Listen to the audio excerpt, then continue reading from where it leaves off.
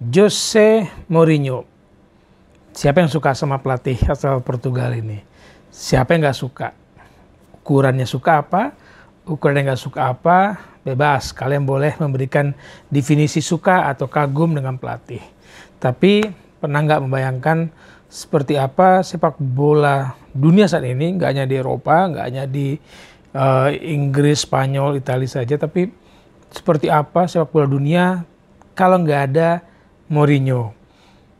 Kalau orang bilang kalau nggak ada bacotnya Mourinho, sepak bola sepi.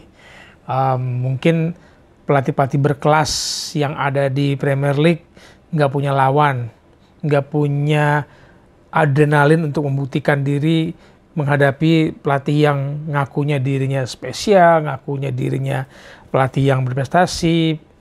Wajar kalau dia sudah meraih prestasi gelar lokal, sudah Piala UEFA, sudah Liga Champion, Liga Eropa, Conference League terakhir sama AS Roma, sudah.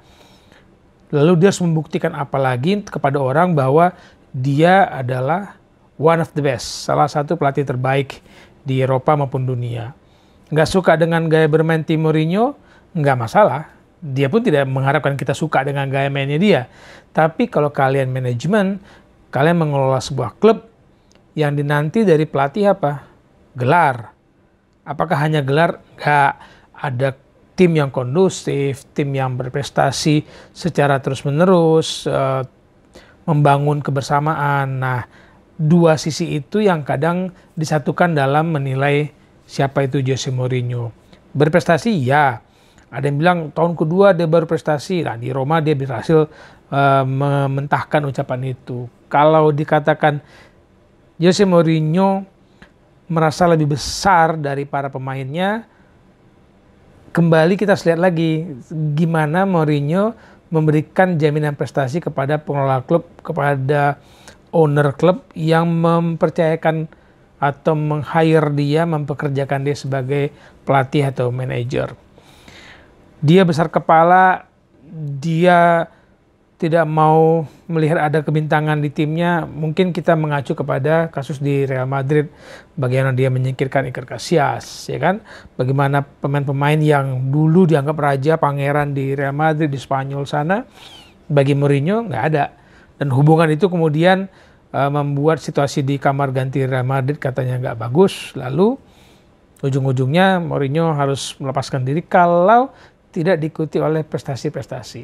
Ini kan dua sisi tadi keputus videonya, dua sisi yang berhubungan, prestasi maupun membangun tim, kondusif tim.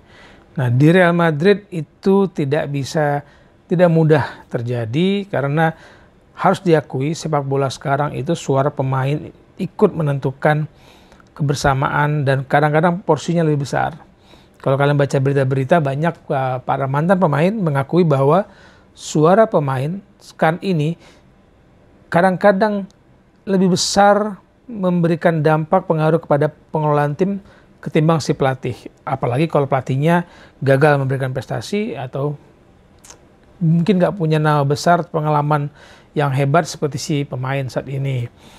Cek deh, ada beberapa pemain yang mengatakan bahwa suara pemain sepak bola saat ini jauh lebih besar dibandingkan era-era dahulu dalam ikut menentukan kebijakan tim. Dan itu terjadi kalau beberapa kali pelatih dikabarkan terganggu dalam kepemimpinannya karena ada pemain bintang besar. Coba kalian cek sejarahnya. Pernah di Real Madrid juga, waktu itu saya tanyakan kepada Presiden Real Madrid, Lorenzo Sanz waktu itu, tahun 98, mungkin kalian usia berapa ya, tahun 98, saya ketemu ngobrol di Piala Toyota di Tokyo, waktu itu Real Madrid lawan Vasco da Gama. Saya wawancara dibantu oleh penerjemah, Maria namanya, bahwa dia mengatakan, saya terlalu banyak membaca berita bahwa pemain ini nggak suka sama Jupp Heynckes, pemain ini nggak suka waktu sama Gus Hiddink pelatihnya gitu. Tapi pada saat Piala Toyota itu Gus Hiddink menggantikan Jupp Heynckes yang membawa Real Madrid juara Liga Champions. Tapi Heynckes berkali-kali berseberangan dengan bintang-bintang Real Madrid, termasuk di situ Predrag Mijatovic, termasuk Davor Suker. Dan saya tanyakan itu kepada kepada Presiden Real Madrid. Dia bilang, Anda terlalu banyak membaca berita. Tapi itu nggak bisa dipungkiri, pemain memberikan dampak yang besar kepada kebijakan klub, dan akhirnya Heynckes yang dibuang karena Heynckes memberikan aturan-aturan yang waktu itu memberatkan para bintang-bintang Real Madrid. Ada yang kata jarak rumah pemain Real Madrid itu nggak boleh sekian, terlambat denda sekian, terlambat latihan gitu ya. Ada lagi kebijakan-kebijakan yang mungkin mengganggu ego para pemain, termasuk di situ yang saya sebut tadi, Mijatovic, Davor Suker yang non Spanyol, belum lagi yang pemain-pemain Liga Spanyol. Ada lagi cerita-cerita yang menyangkut kebijakan manajemen klub. Kalau kalian baca-baca tadi, saya katakan baca-baca, itu kelihatan kok. Nah, Mourinho adalah sosok yang nggak mau posisi dia itu kalah dengan pemain. Tapi dia tahu pada saat dia masuk dari Porto ke Chelsea, dia tahu kebintangan para pemain Chelsea itu akan mengganggu dirinya. Tahun berapa ya? 2012 ya, saya lupa. Ketika Mourinho datang ke Jakarta, waktu itu diundang di Hotel Borobudur, saya dapat kesempatan mengajukan satu pertanyaan kepada Mourinho. Pertanyaan itu bahasa Inggrisnya gini, how do you cope with your players ego? Bagaimana Anda menguasai ego para pemain sepak bola? Sekarang ini kan egonya gede-gede tuh, tadi saya katakan suara mereka lebih besar, kadang lebih mengalahkan si pelatih. Jawaban Mourinho dijawab dengan bercanda waktu itu. Maksud kamu bagaimana para pemain mengatasi atau menerima ego saya? Itu candanya si Mourinho. Bukan bahasa yang sederhana untuk dicerna karena ego Mourinho sangat tinggi sebagai pelatih. Tapi ucapan itu diikuti dengan begini.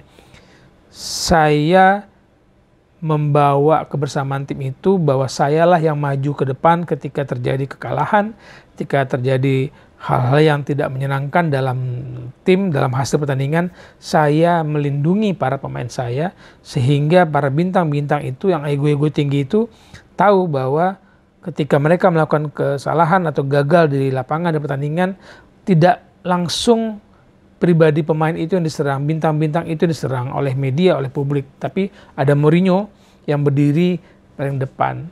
That's why dia bilang, saya bisa mengontrol ego para pemain karena sayalah yang dikorbankan. Saya mengorbankan diri menjadi orang yang pertama diserang oleh media massa maupun klub atau manajemen ketika hasilnya tidak sesuai dengan harapan.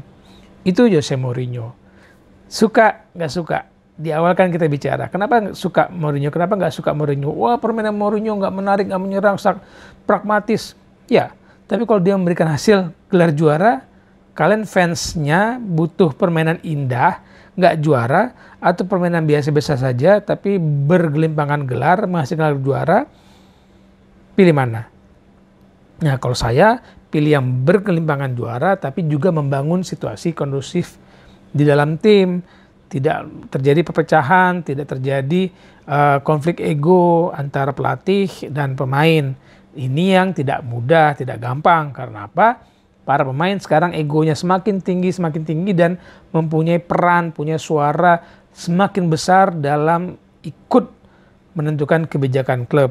Satu sisi ego pelatih akan terganggu, apalagi sekelas Jose Mourinho yang sudah mengatakan, saya orang spesial dari tidak punya nama besar sebagai pemain, sebagai penerjemah di klub, Bobby Robson, Louis van Gaal, kemudian dia menjadi pelatih yang berprestasi di Porto, di Chelsea, dan terus lihat track recordnya, meskipun tidak semuanya berprestasi membawa gelar juara, tapi dia membuktikan dari bukan pemain besar bisa menjadi pelatih besar, dan semua gelar Eropa ada di buku catatannya, track recordnya.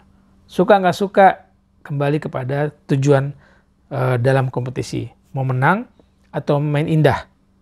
Kalau saya menggabungkan keduanya plus membangun tim yang kondusif. Kalian suka atau enggak dengan Jose Mourinho? Yuk, silakan berkomentar, kita bahas di What with Wes, mengulik yang unik dengan asik. Bye.